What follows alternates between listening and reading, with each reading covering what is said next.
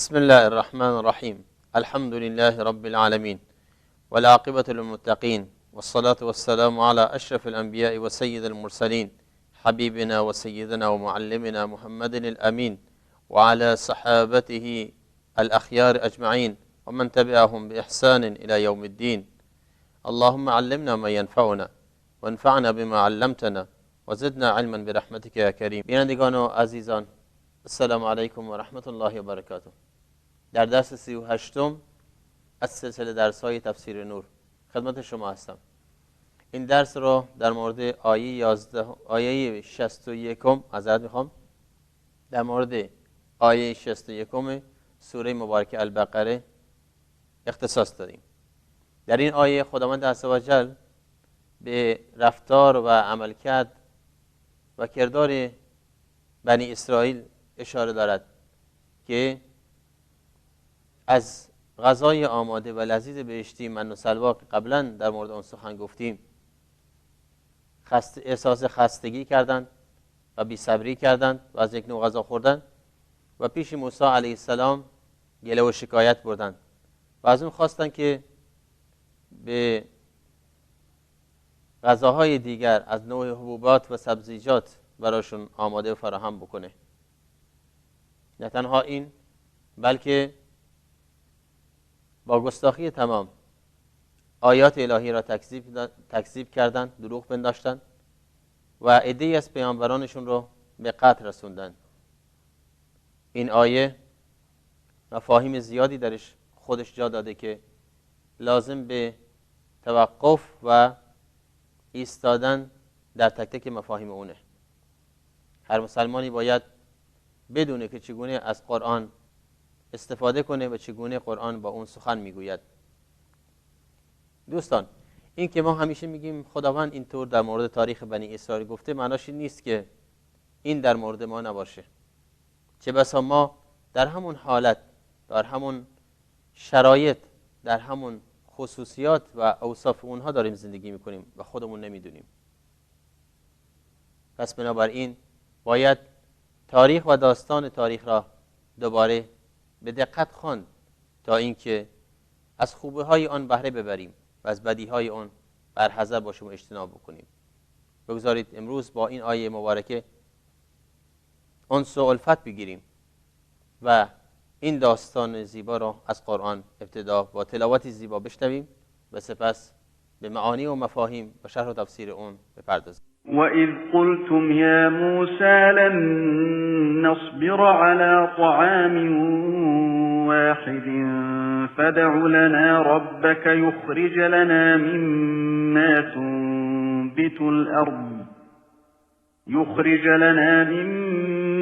تُنبِتُ الْأَرْضُ مِن بَقْلِهَا وَقِثَّائِهَا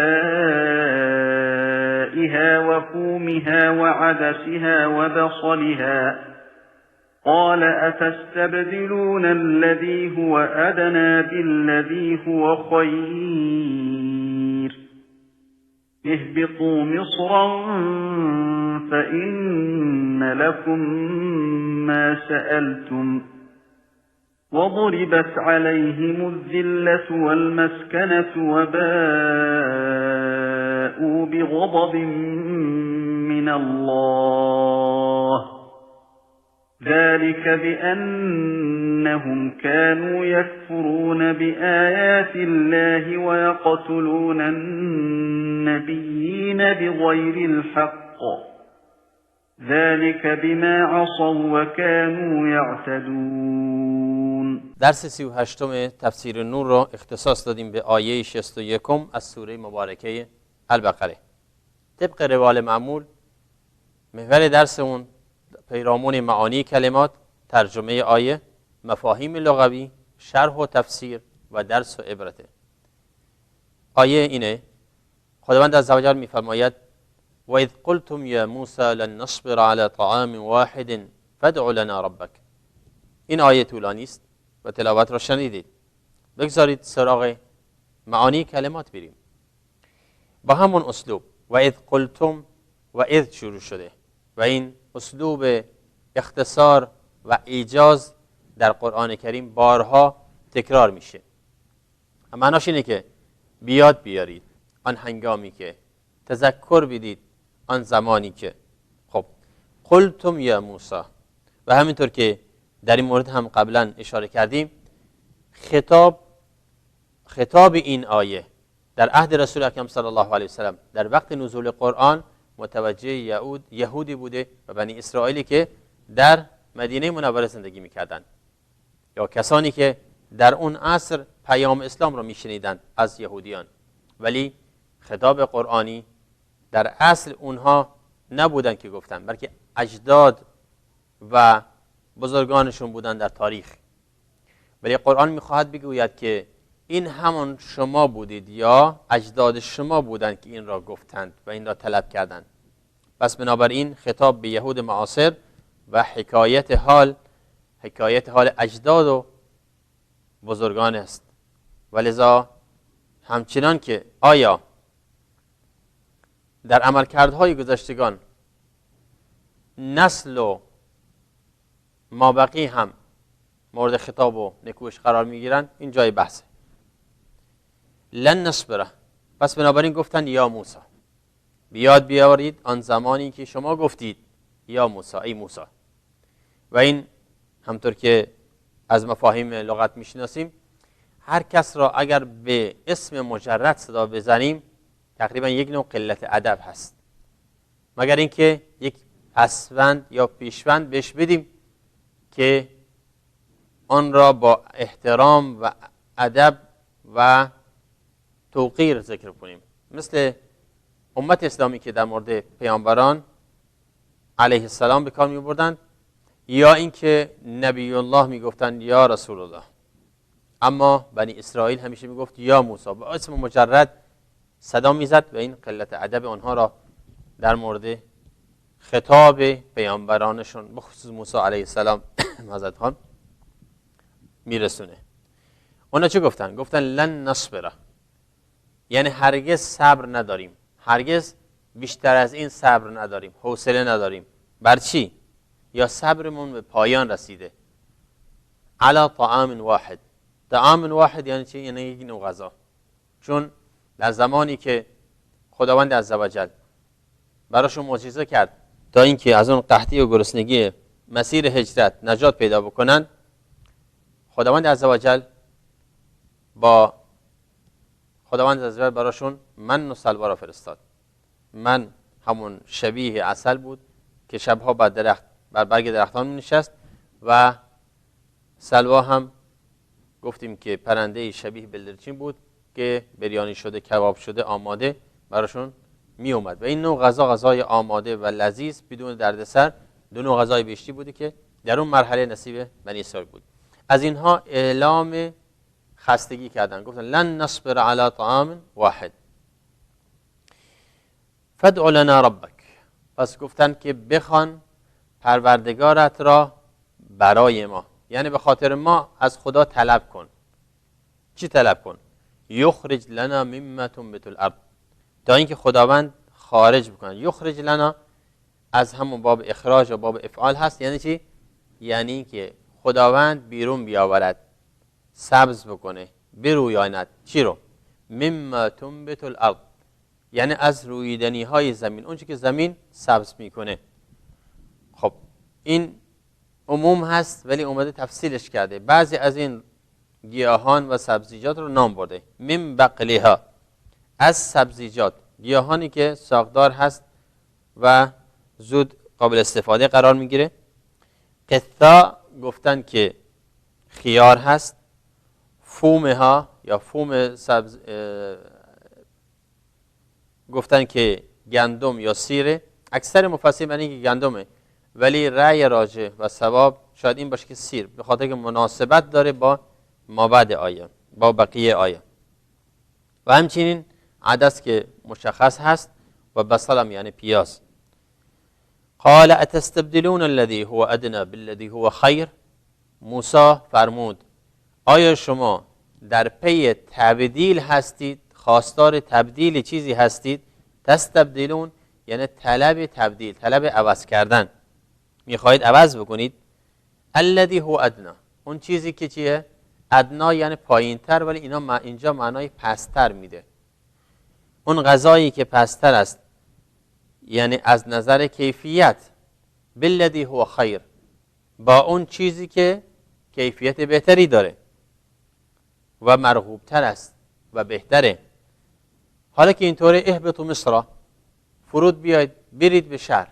حالا آیا در اینجا منظور خود مصر هست، مصری که از اون کوچ کردن، هجرت کرده بودن و در زمان فرعون در اونجا زندگی میکردن، یا اینکه مصر به معنای شهره، همونطور که کلمه مدینه در لغات عربی به معنای شهر میاد، مدینه کذا یعنی شهر فلان، بله، یا اینکه مصر هم به معنای شهر میاد.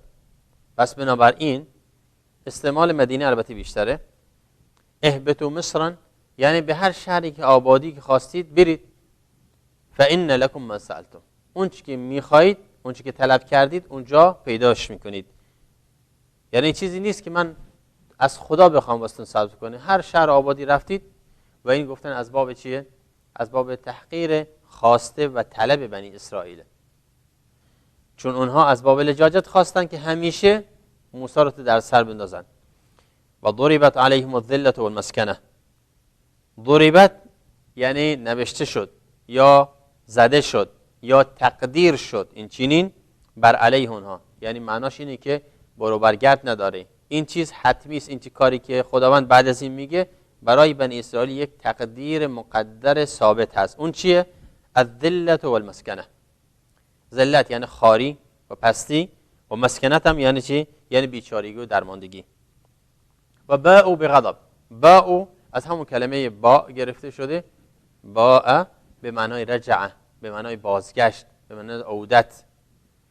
مثل این که بنی اسرائیل با این همه زحمت و تلاشی که میکشیدن، سختی و گرفتاری که میکشیدن در مسیر هجرتشون، توقع غفران و رحمت و اجر و ثواب داشتن، ولی با خشم و غضب خدایی، با خشم و غضب الهی و قهر خداوند برگشتن. یعنی نه تنها نتیجه گرفتن از این سفر و هجرتشون، بلکه عقاب شدند و کیفر دیدند. ذلک بانهم كانوا، به خاطر چی این کیفر و جزا؟ بانهم كانوا یکفرون بآیات الله، به خاطر که همیشه به آیات خداوند کفر می‌ورزید. این صفت اونها بود. کفرون نبود که یک مرحله باشه دیگه توبه کنند، یکفرون بآیات الله. و وقتی که فعل از آینده و حال سخن گفت، فعل مضارع شد، به حال استمرار در میاد. یعنی این صفت بنی اسرائیل بود که همیشه به آیات وحی که منزل میشد بر موسی علیه السلام یا بر پیامبران دیگرشون کفر می‌ورزیدند، قبول نداشتند، انکارش میکردند. و یقتلون النبیین بغیر الحق، و پیامبران را چیکار میکردن؟ به ناحق و با گستاخی میکشتن و با جسارت، همونطور که یحیی و زکریا و شعیب را کشتن. ذلک بما عصوا، این به خاطر این بود که از حد و حدود خودشون تجاوز کردن، عصیان کردن. و کانوا یعتدون، و همیشه سعی بر تخطی و تجاوز از حد و حدود خودشون داشتن در باطلشون و در اون چیزی که هوا و هستشون به اون دستور داده میداد. کتاب الله، کتاب الله، کتاب الله. یک بار دیگه این آیات کلمات مختصر را مراجعه میکنیم. قلتم یعنی گفتید، منظور یهودیان هست در تاریخ گذشته، ولی خطاب به یهودیان در طول تاریخ قرآن کریم هست و اون دلالت بر این داره که یهود همون طبیعت را داره، طبیعتش عوض نشده. لن نصبر یعنی هرگز صبر نداریم، علی طعام واحد یعنی بر یک نوع غذا، مما تنبت الارض یعنی سبزیجات و حبوبات، از آنچه زمین سبز میکند میرویاند، منظورش سبزیجات و حبوباته. بقل یعنی سبزیجات، قثا یعنی خیار، فوم یعنی سیر یا گندم، بصل یعنی پیاز، تستبدلون یعنی طلب تبدیل، خواستار تبدیل هستید یا میخواهید تبدیل کنید، ادنا یعنی پایینتر یا ناچیزتر، خیر یعنی بهتر، الذله یعنی ذلت و خاری و این در اثر غرور و تکبرشون بود، المسکنه یعنی درماندگی، این در اثر عناد و لجاجتشون بود، با او یعنی برگشتن، و عصوا یعنی عصیان کردند. با توجه به این معانی ترجمه آیه این میشه که ای بنی اسرائیل بیاد آورید زمانی که گفتید ای موسی ما بر یک نوع غذا صبر نداریم، یا ما بیشتر از این بر یک غذا صبر نداریم، از پروردگارت بخواه برای من از رویدنی های زمین از سبزیجات و خیار و سیر و عدس و پیاز برای من برویاند. موسی گفت آیا چیزی پست و ناچیز، چیزی پست و ناچیزی را با چیزی بهتر عوض می‌خواهید یا طلب تبدیل می‌کنید؟ پس به هر شهری بروید، آنجا آنچه را خواستید خواهید یافت. و خواری و درماندگی را برایشان نوشته شد و با خشم و غضب الله بازگشتند. و این کیفر بدین علت بود که آیات الهی را کفر می‌ورزیدند و پیامبران را به ناحق می‌کشتند، و آن هم به سبب این بود که عصیان کردند و از حق و از حد و حدودشان تجاوز نمودند. یک کمی دقت بکن رو مفاهیمی که از نظر لغویتون آیه به کار برده شده. در این آیه ندای یا موسی اومده. بنی اسرائیل همطور که بارها تکرار کردیم این دلیل بر قلت ادبشون و بی‌ادبیشون نسبت به پیامبرانشون بود، در حالی که صحابه رسول اکرم صلی الله علیه و سلم همیشه پیامبر بزرگوار اسلام را یا رسول الله و یا نبی الله صدا می‌زدند. فدع لنا دلیل بر توسل مشروع است، چون بنی اسرائیل اومدن پیش یا یهو اومدن پیش موسی، از موسی خواستن براشون دعا بکنه. و این گفته شده که توسل ما دو نوع داریم، هم مشروع هم نامشروع. توسل مشروع اونه که انسان در حاجتی که عمومی است، در رفع گرفتاری و مصیبت عمومی، از انسان زنده و صالح و نیکوکار که دعاش بیشتر قبول میشه بخواهیم برای همه دعا کنه. این بهش میگن توسل مشروع. شما میدونید یک انسان با تقواتره، پاکتره، اهل عبادت بیشتره، ازش میخوای برای دعا طلب باران بکنه، دعای رفع مصیبت بکنه، دعای رفع بیماری عمومی بکنه، دعای رفع قحط و گرانی و فحشا و منکرات بکنه. اشکالی نداره، خیلی جالبه، ولی به شرطی که اون شخص صالح زنده باشد و از شما این رو بشنود و همین دعا را در این دنیا بخونه. چون هر کس که از این دنیا رحلت کرد و وفات کرد دیگه ارتباطش با ما قطعه، همچنان که ارتباط ما با ایشون قطعه و این اهانتی به اونها نیست. ما پیامبران زیادی در طول تاریخ داشتیم که الان دیگه در این دنیا نیستن. این حکمت خداوند اقتضا کرده.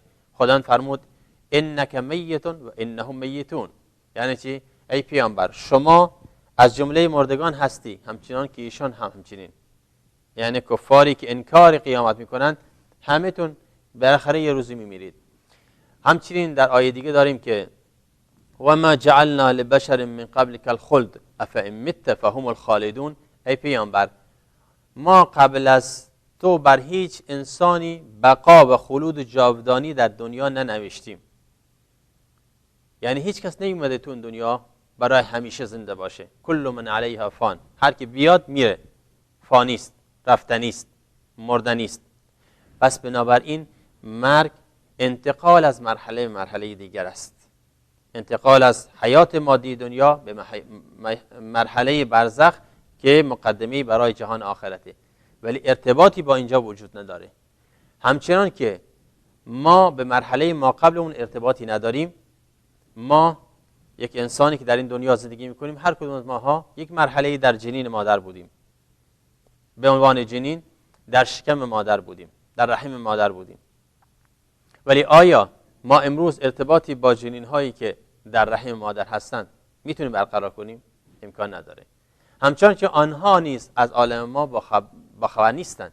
پس بنابراین ارتباط مراحل زندگی امکان پذیر نیست و به همین خاطر خداوند عزوجل خواسته انسان‌ها خودشون دست به دعا بردارند و از خدا بخوان، یا اینکه اگر مشکل واقعا اونقدر حاد باشه، مشکل اونقدر سخت باشه که نیاز به یک انسان دعای انسان صالح داشته باشه، از یک انسان صالح‌تر و نیکوکارتر و بهتر و با تقواتر بخواهیم برای عموم دعا کنه.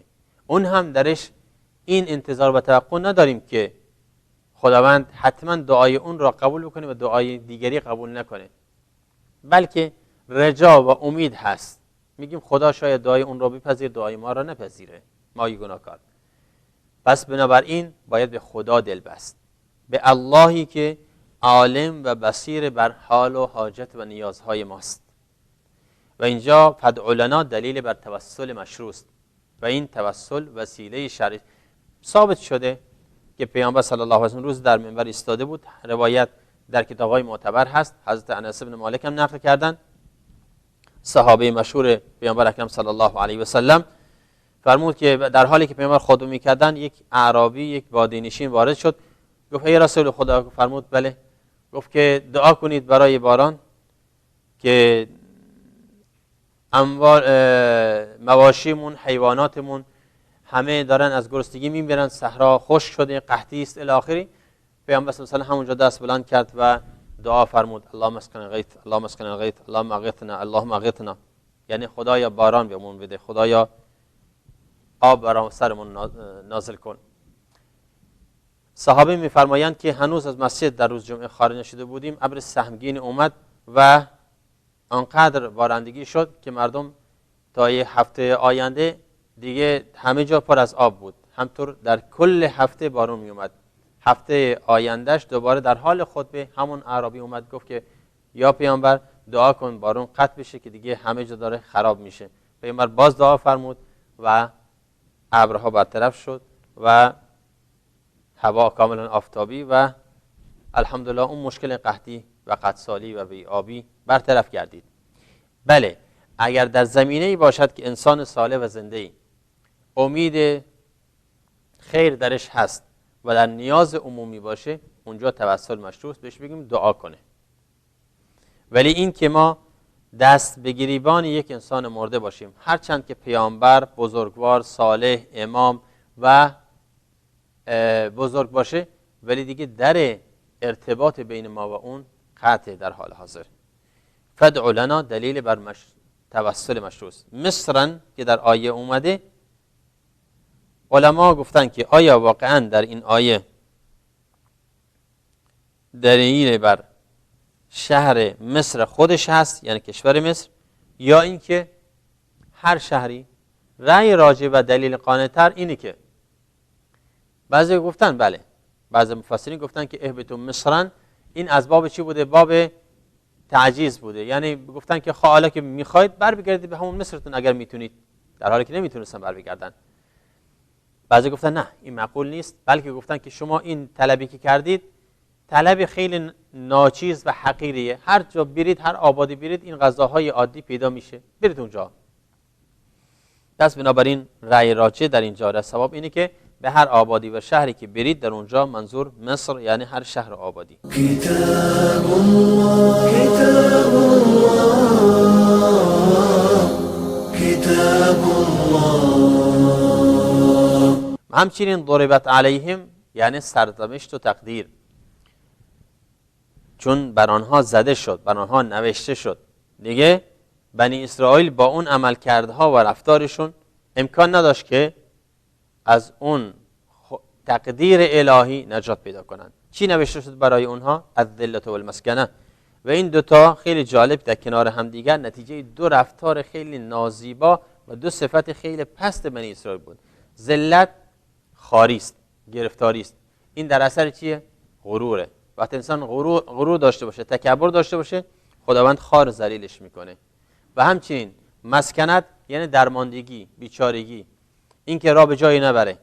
و خداوند عزوجل چون بنی اسرائیل دید که بسیار عنید و لجوج هستند، پس بنابراین اونها را گرفتار و خوار کرده. تا به امروز به شهادت تاریخ و همچنین به نصوص قطعی قرآن و سنت، یهود تا به حال نتونسته دولت مستقلی که بتواند همه یهودیان رو زیر پرچم خودش قرار بده داشته باشد و در اون با آسایش و آرامش زندگی کنه. با او یعنی با بازگشت، و این تعبیر زیبایی از قرآن است که نتیجه عکس العمل اونهاست. یعنی در اثر آن عملکردهای نازیبایشون، آن تصرفات نازیبای یهود، میرفتن که این همه دردسرها، قحطیها، گرسنگی، تشنگی، گرمای سوزان به اصطلاح هجرت الی آخر مسیر طولانی سفر را تحمل کردند. باید مجبور بودن، باید ثواب گیرشون می اومد، باید گناهاشون بخشیده میشد، ولی از بس عناد و لجاجت کردن و از در تکفیر گناهان با پیامبرشون سخن میگفتن، خداوند اونها رو مورد خشم و قهر و غضب خودش قرار داد. با شرح و تفسیر هستیم.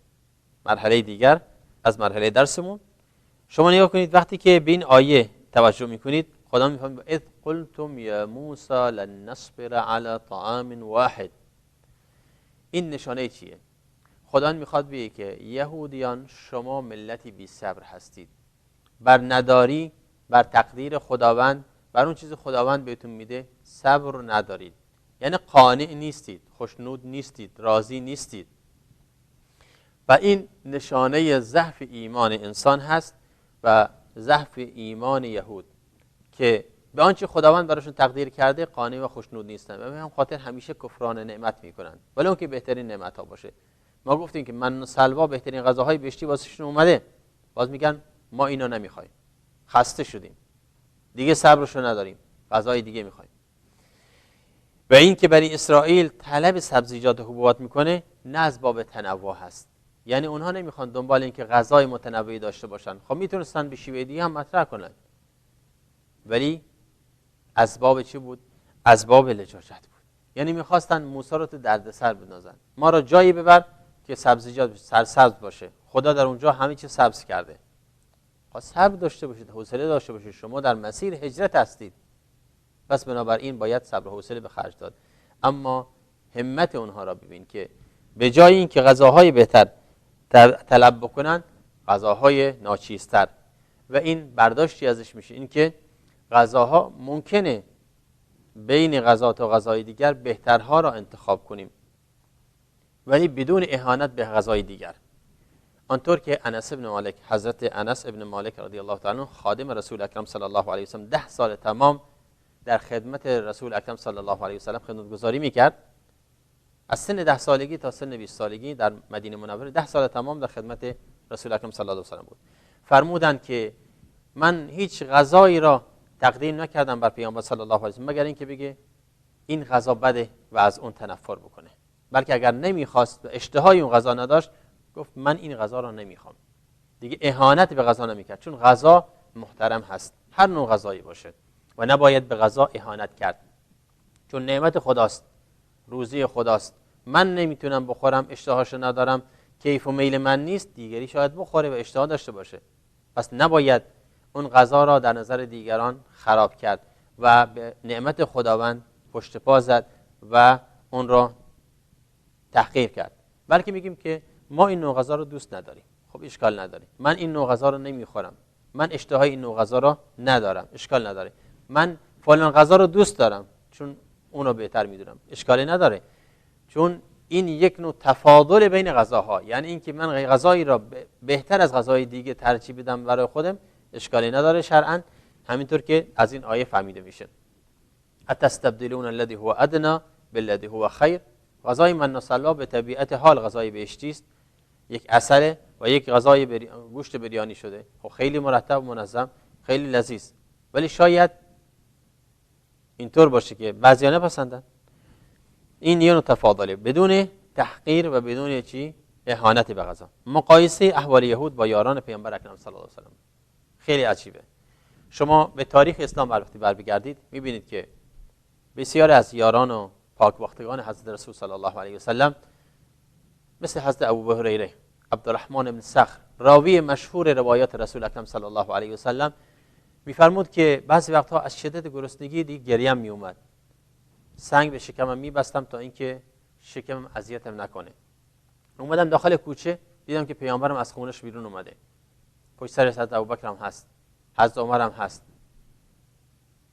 پیامبر پی برد، فرمود که شما دارید اینجا چیکار میکنید؟ گفتن که بله ما از گرسنگی از خونه اومدیم بیرون. این در اوایل هجرت بود که هنوز غنایم جنگی فراهم نشده بود. گفت بریم خونه فلانی، یه غذایی واسمون آماده کرده، با برکت با هم دیگه بخوریم.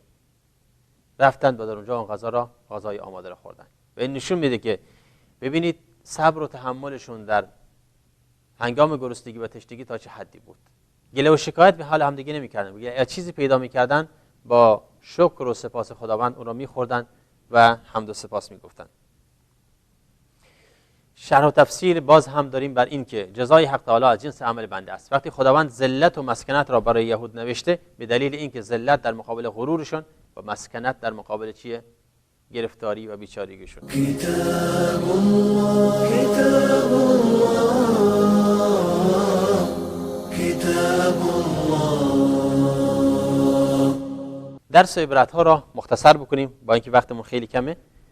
یهود با بی‌صبری خودش نشون داد که همیشه نسبت به نعمت‌های خداوند اعتراض داره و از تقدیر خداوند راضی نیست. یهود نشون داد که در سخن گفتن با پیامبرانش با غرور و تکبر سخن میگه و بی‌ادبه.